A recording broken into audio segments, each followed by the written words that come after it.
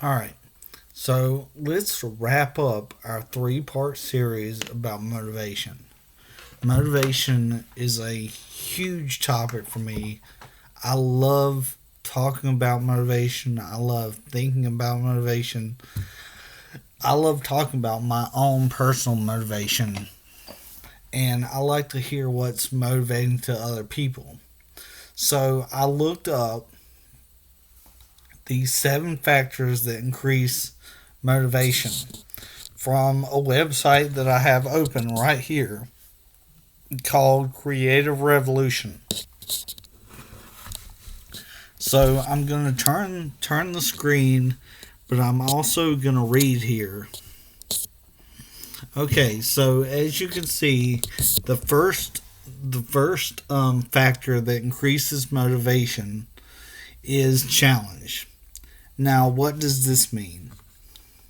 So there is a definition here, but the definition is wordy and I think is would confuse a lot of people. So here's my basic definition of challenge, or to explain it so that you can understand. So, in my opinion, um, when I worked at Walmart, um, it was hard at first, um, but then it got easier, and eventually I said to myself, this is really easy, and I want I want more of a challenge than this. I feel like I'm capable of more than this, and so I want more of a challenge. It's a challenge, but it's a challenge that I enjoy. Um, Teaching you, I enjoy working with you. So I encourage you to challenge yourself. Now, the second one is curiosity. So, curiosity basically means something you're curious about, of course. But so if you are curious about how people with money live, I'm probably butchering that definition, but if you're curious about how people with money live, that's going to motivate you to go get that money so you can live that way. Me personally, I'm not curious about that. I don't I don't care. People with money, good for them.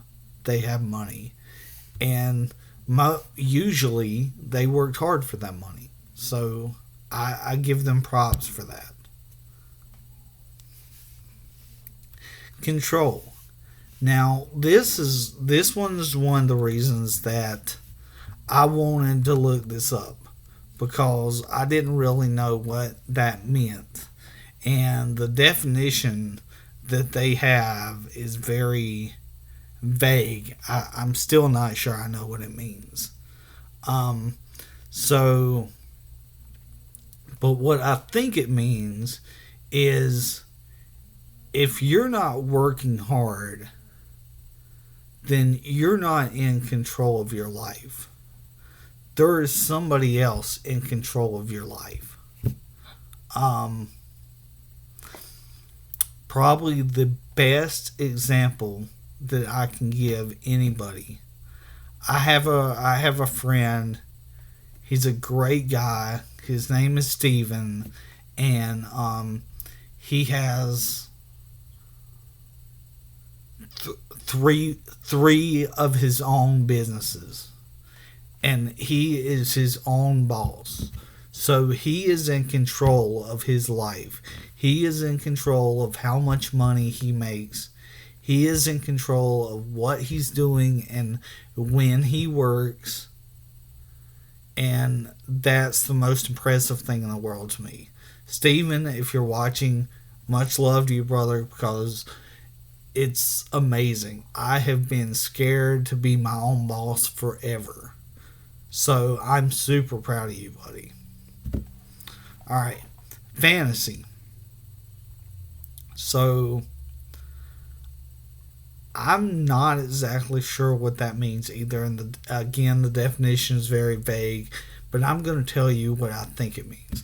So I've always wanted to go to the Bahamas. Always, always, always. Which is kind of funny because I can't swim and the Bahamas is an island. However, I think it's beautiful there and I would love to go sometime. But you've got to have a lot of money to go there. And how do you get that money? You have to work hard. Go out, make that money, and then you can go and enjoy it and go to the Bahamas and do things that you've always wanted to do. And that is your fantasy. However, you can always make that fantasy a reality. And that's what you're doing by working hard, trying to make that fantasy a reality. Okay, next one, competition. Competition is huge. I've seen in class how competition is huge. And psychology says that humans are naturally competitive creatures because, we technically are mammals. We technically are animals, so we're naturally competitive by our nature. So what does that mean?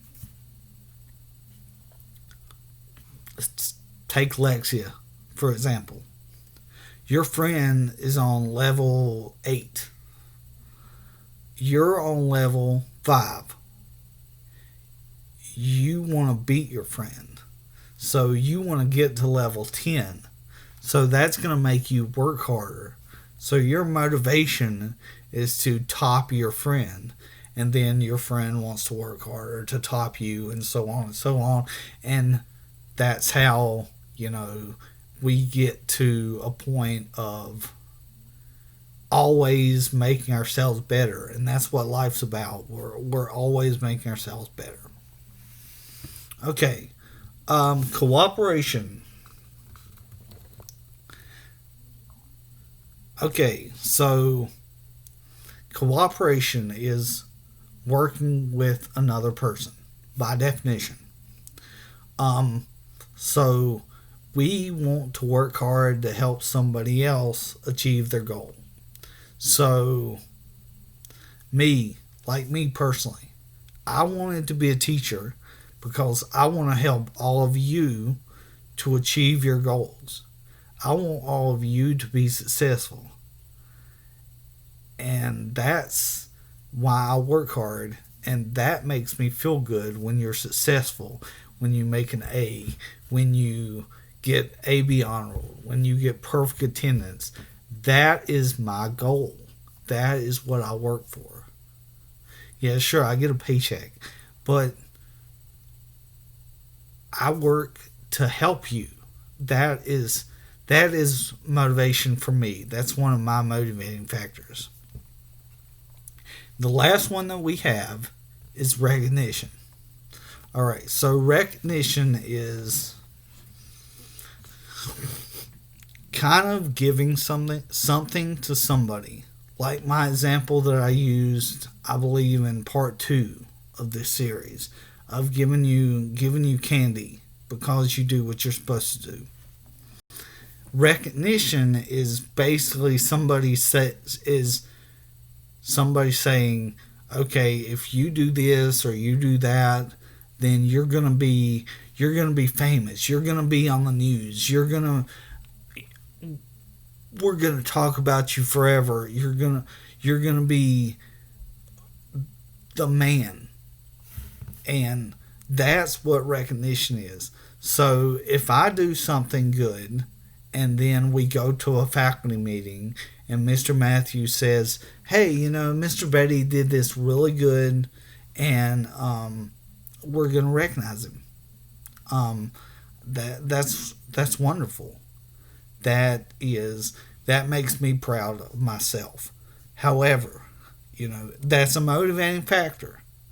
But for me, that's not the end all be all. That's not why I work.